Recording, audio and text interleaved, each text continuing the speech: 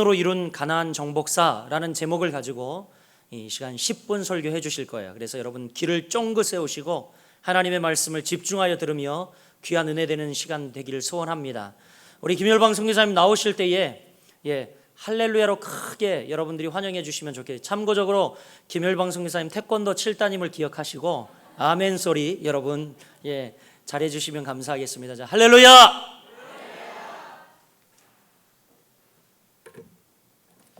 할렐루야. 반갑습니다. 우리 이민교 선교사님 말씀 잠깐 짧게 간증해 주셨는데 저분이 항상 저한테 이렇게 얘기를 해요. 저는 김열방 선교사님 그늘 밑에 있습니다. 근데 어디 봐서 제가 저분을 그늘로 품겠습니까? 거꾸로 되겠죠. 짧은 시간 내에 아주 힘있게 간증을 해주셨는데 저분 한국 교회에서 모시려면 2년 걸려야 돼요.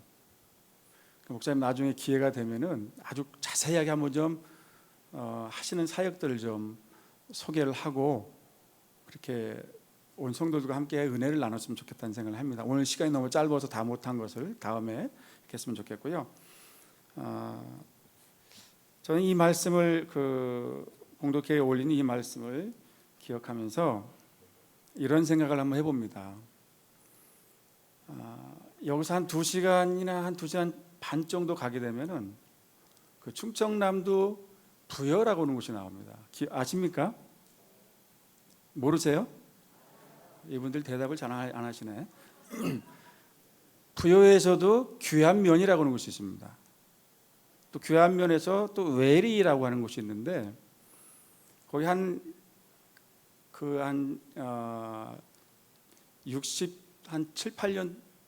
8년도 그때 한 8가구 정도가 살고 있었거든요. 근데 거기서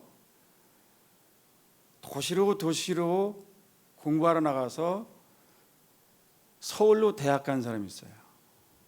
그게 접니다. 8가구 되는 지역에서 서울로 대학 간 사람은 저밖에 없어요. 할렐루야. 인정하시죠? 정말 그 시골 아무것도 없는 시골에서 공부하고 운동하면서 대전으로 서울로 이렇게 아무것도 가진 것 없이 대학을 갔어요. 제가 왜 서두 이런 말씀드리냐면은 이 이스라엘 백성들이 40년 동안 광야 생활을 통해서 하나님께서 약속하신 약속의 땅, 그 가나안 땅을 들어갔는데 이 에집트에서 나왔던 제1세대들은 갈렙과 여호수아를 제외하고는 아무도 그곳에 들어가지 못했잖아요. 그죠? 그런데 그 약속의 땅이라고 하는 것은 하나님께서 이미 이전부터 아브라함을 통해서 분명히 계약을 체결했던 그런 땅이었습니다. 이스라엘 백성들이 그곳에 들어갈 때 정말 뭐가 있겠어요? 아무것도 없었어요. 정말 시골 8채밖에 안 되는 한 촌놈이 서울의 상경에서 대학 간 것과 똑같은 정말 아무것도 없는 상태에서 이스라엘 백성들이 이 가나안 땅에 들어가서 그 성공의 역사를 써나가는데 저는 이 말씀을 읽으면서 너무나 귀하다. 그러니까 저는 여호수아를 굉장히 좋아하고 여호수아 이 장을 굉장히 좋아합니다. 또 말씀을 읽을 때 하나하나 이렇게 뽑아가지고 짝을 맞춰서 연구하는 것도 굉장히 좋아해요. 이 하나님께서 아무것도 없는 이스라엘 백성들을 가나안 땅에 들어가서 성공의 역사를 쓰게 하시는데 하나님께서 이 가나안 땅에 들어갔던 이스라엘 백성들에게 이미 모세와 여호수아를 통해서 뭐라고 말씀하시냐면은 가나안에 있는 원주민들을 아주 우리가 지금 생각하면은 비참하리만큼 완전히 생명 있는 기식이 호흡하는 것들은 다 죽여서 진멸하라고 얘기합니다. 깨끗하게 정리하라고 얘기합니다. 하나도 남기지 말라고 얘기해요. 우리는 이 모습을 보면서 하나님 정말 잔인하지 않습니까? 라고 얘기할 수도 있겠죠. 그런데 창세기에 보면 하나님께서 이 아모리 족속에 대한 것을 민족을 예언하면서 죄악이 아직 관영 다 차지 않았기 때문에 심판 때까지 하나님께서 기다리신다라고 하는 그런 말씀이 있어요. 그리고 이 가나안 땅에 그동안 수를 확장해서 살고 있었던 이 토착민들을 향해서 이 죄악을 그동안 하나님께서 관용했던 이 모습을 기다렸다가 이 여호수아를 통해서 가나안 정복사를 완전히 지배해 가는데 정말로 하나님께서 말씀하셨던 그대로 다 주행하는 모습을 보게 됩니다. 그러니까 하나님의 법의 심판자로서 이스라엘 백성들이 이 가나안 땅에 들어가서 그렇게 하나하나씩 실행에 옮겨 나가는 하나님의 대행자로서 그 역할을 충실하게 해나가는 모습을 볼 수가 있다고 하는 것입니다. 이것이 하나님의 공의이고 하나님께서 계획하여 놓으신 그 일들을 진행해 나가는데 조금도 주저하지 않았다고 하는 것을 우리는 여호수아를 통해서 볼 수가 있습니다. 그래서 저는 오늘요 한 두세 가지 정도로 이 가나안 성공사를 쓰게 된 근본적인 그 이유를 한번 같이 생각해 보려고 해요. 그리고 이 전쟁을 통해서 가나안 전쟁, 정복 전쟁을 통해서 우리들이 주는 교훈도 함께 생각해 보려고 합니다. 첫 번째로 영적인 길가를 준비를 해야 된다고 하는 것입니다. 성경 여호수아서 3장과 또 10장에 기록되어 있는 말씀들을 보게 되면 길갈에 대한 그런 그 단어들을 찾아볼 수가 있습니다. 특별히 여호수아서 3장 19절에 보니까 첫째 달 10일에 백성이 요단에서 올라와 여리고 동쪽 경계 길갈에 진침해 5장 9절과 10절에는요 여호와께서 여호수아에게 이르시되 내가 오늘 애굽의 수치를 너에게서 떠나가게 하였다 하셨으므로 그곳 이름을 오늘까지 길갈이라 하였느니라. 그리고 10장 7절과 15절과 30절에 보면 여호수아가 모든 군사와 용사와 더불어 길갈에서 올라가니라. 여호수아 온 이스라엘과 더불어 길갈 진영으로 돌아왔더라. 여호수아가 온 이스라엘과 더불어 길갈 진영으로 돌아왔더라. 이 길갈이라고 하는 단어들이 계속해서 나옵니다. 이와 같은 사실을 놓고 볼 때 이 길갈이라고 하는 것은 이스라엘에게 있어서 군사적으로 그다음에 육신적으로 영적으로 굉장히 중요한 역할을 감당했던 신앙의 교두보 역할을 감당했습니다. 아이성과 여리고성을 칠 때도 이 길갈에서 준비해서 진격해서 나가서 적들을 패했고 다시 그 전쟁에 승리한 이후에 돌아온 것도 길갈입니다. 그곳에서 이 요단강을 건너서 하나님께 제사하며 유월절을 지켰던 것도 바로 이 길갈입니다. 이런 모습을 놓고 보게 될 때에 이 길갈이라고 하는 것은 이스라엘 백성들에게서 상당히 중요한 영육적으로 굉장히 중요한 지역임을 우리는 알 수가 있습니다. 군사적으로, 정치적으로, 정신적으로 모든 이스라엘의 구심점이고 중심이 되는 신앙의 중심이 되는 그런 지역이었다고 하는 것입니다. 이스라엘 백성들이 그래서 이 길갈이라는 곳을 전혀 무시할 수 없는 그런 지역으로 지금까지 기억하고 있고 그때 당시에 이스라엘 백성들과 여호수아 장군도 마찬가지로 굉장히 중요한 곳으로 생각을 했었습니다. 또한 엘리야 시대에 엘리사 선지자가 주요 활동을 했던 그런 지역이기도 하죠. 그렇다고 한다면 이 길갈이라고 하는 뜻은 무엇이냐? 돌로 된 고리라고 하는 뜻입니다. 우리가 홍해를 건너고 요단을 건너서 모든 이스라엘 백성들이 다 마른 땅같이 건너서 왔지 않습니까? 그때 여호수아 장군에게 하나님께서 말씀하십니다. 제사장들이 법궤를 들고 밟았던 그 요단강에서 돌을 하나씩 메어 가지고 와서 그것을 밖에서 세워놓고 기념하라. 그래서 후대 사람들이 이게 뭐냐고 물어봤을 때에 마른 땅을 건넜듯이 이 요단을 마른 땅같이 밟아서 건넜듯이 이 후대 사람들에게 하나님이 하신 그 일을 기억하라고 이스라엘 백성들을 여호수아 장군에게 그렇게 명합니다. 그리고 그 큰 돌을 어깨에 메고 12사람이 12종 지파가 하나씩 메고 와서 이 기념비를 쌓았던 곳이 바로 길갈입니다. 그렇다면 오늘날 길갈은 어디가 되겠습니까? 두말할 것도 없죠. 교회입니다. 전도자나 선교사나 그리고 복음을 전한 모든 사람들이 나가서 복음을 전하다가 지치고 힘들고 외롭고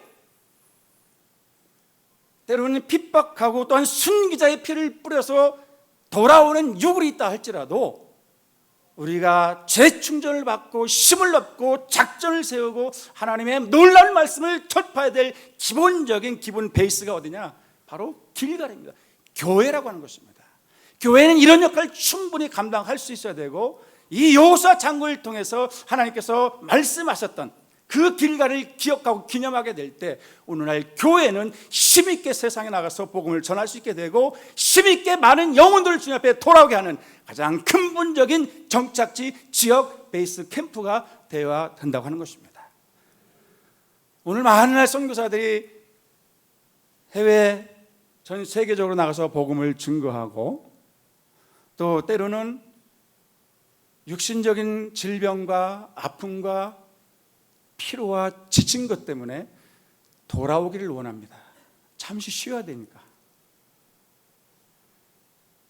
그런데 안타깝게도 그렇게 많이 지치고 육신적으로 힘든 선교사들이나 전도자들이 마음 편하게 쉴 만한 곳이 없어요.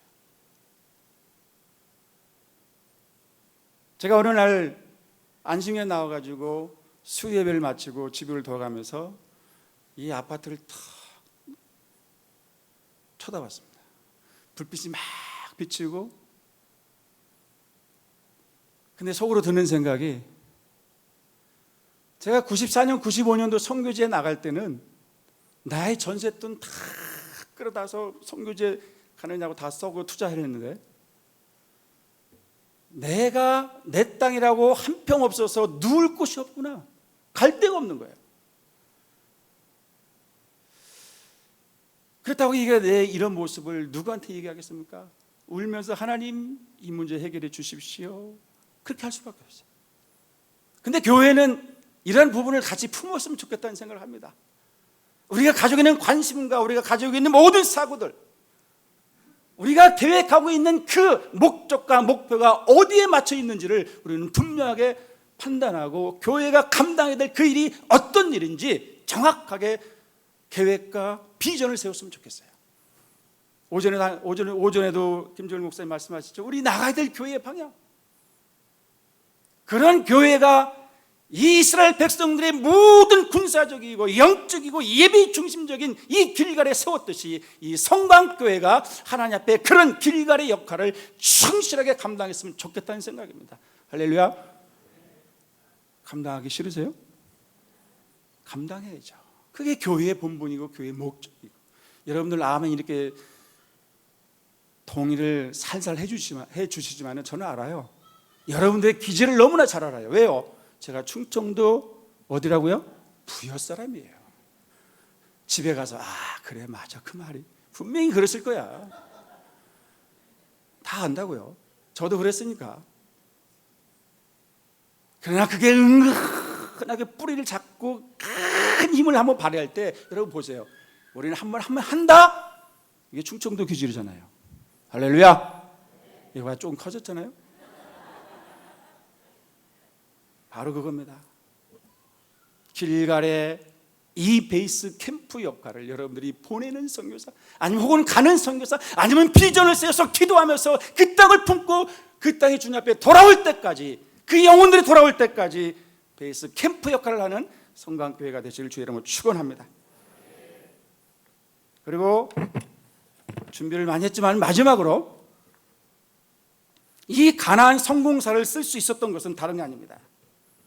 순종입니다. 금방 읽었던 말씀을 같이 한번 읽어볼까요?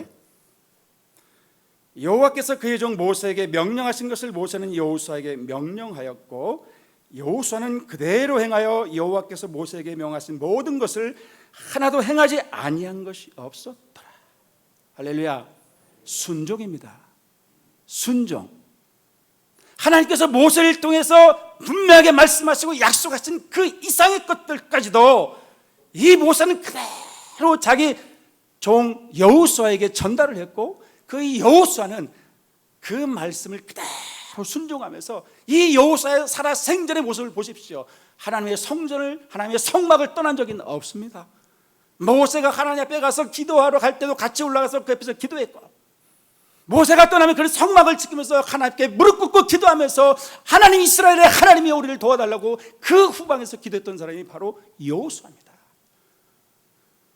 그러니 여호수아를 하나님께서 기쁘게 보셨고 예쁘게 보셨고 모세를 통해서 전했던 그 하나님의 말씀이 그대로 여호수아에게 전달되었어요. 젊어서부터 그가 모세의 명을 받아서 정탐꾼으로, 여리고 정탐꾼으로 갈 때 40세였어요. 13장에 보면 나이 90이 너무 많이 늙었다라고 얘기합니다. 전쟁에서 힘들고, 이 가나안 정복 전쟁에 어떤 사람은 5년, 어떤 사람은 7년을 얘기합니다. 가나안 땅에 들어가서. 그래서 여호수아 1장 8절에 보면 마음을 강하게 하라, 담대하라, 내가 너와 함께함이라 했던 그 약속의 말씀을 이 여호수아는 40세에 부름받아서 50세 되던 그 13장에 보면은 힘들고 연약할 때, 정복전쟁을 다 이제 거의 이루려고 할 때, 그 정복전쟁을 치르면서 이 마음적으로 심적으로 얼마나 힘들었겠습니까? 적을 치면 진멸하면 또 다른 부족이 있고, 이 부족감도 동쪽으로 가야 되고, 동쪽 적군을 치면 또 서쪽으로 가야 되고, 북쪽으로 올라가야 되고, 지칠 대로 지치고 이제 힘이 빠질 대로 빠졌습니다.